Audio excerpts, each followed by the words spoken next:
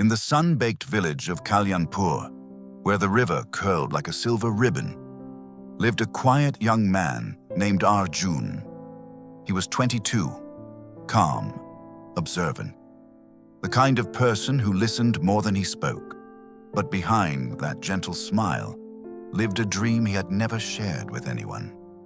Arjun wanted to become a master carpenter, not the village kind, but the kind whose furniture stood proudly in city showrooms.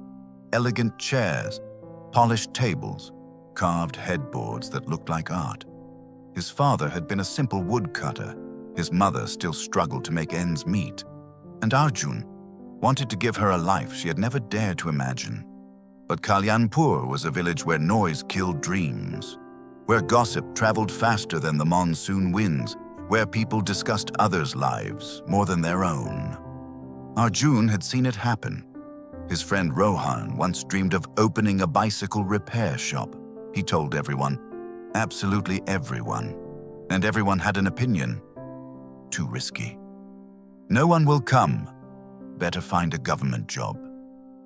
Slowly, painfully, Rohan's dream died under the weight of too many voices. Arjun learned from that. So when he discovered an old, broken carpentry shed behind the abandoned school, he said nothing. When he found a retired carpenter, Master Devan, he told no one. When he began learning how to sand wood until it shone like glass, he kept it hidden. Every evening after finishing his shift at the grain mill, Arjun slipped away to the workshop. Under the dim glow of a lantern, he practiced cutting, shaping, polishing. His hands blistered, his back ached, but his heart felt alive. His mother noticed his late returns. "Where do you go every evening?" she asked softly. Arjun smiled. "Just helping someone." She didn't ask again, but the village did. Arjun has become secretive. He must be wasting time somewhere. Maybe he's hiding something. The whispers stung, but Arjun stayed silent. He remembered Master Devan's words, "A seed grows best when the soil above it stays undisturbed."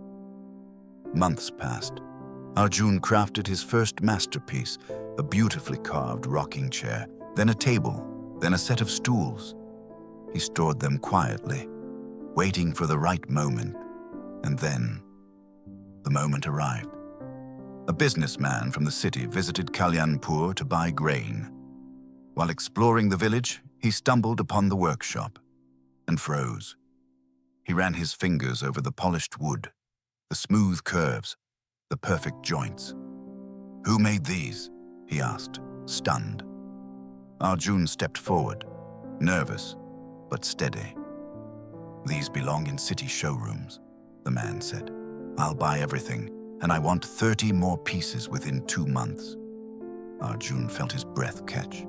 When he returned home that evening, he carried enough money to repair his house, buy better tools, and secure his mother's future. The next day, when villagers saw workers renovating his home, they gathered in confusion. "What is happening? Where did he get the money? Did he win a lottery?" Arjun finally revealed his journey, the silent evenings, the hidden workshop, the year of practice. Rohan asked quietly, "Why didn't you tell us?" Arjun smiled. "Because plans grow stronger when protected. Not every dream survives the noise of the world." The village priest nodded with pride. Work done quietly becomes unshakable.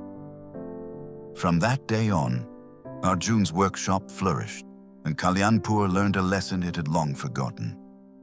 Sometimes the best way to succeed is to walk your path quietly, letting your results speak when the time is right.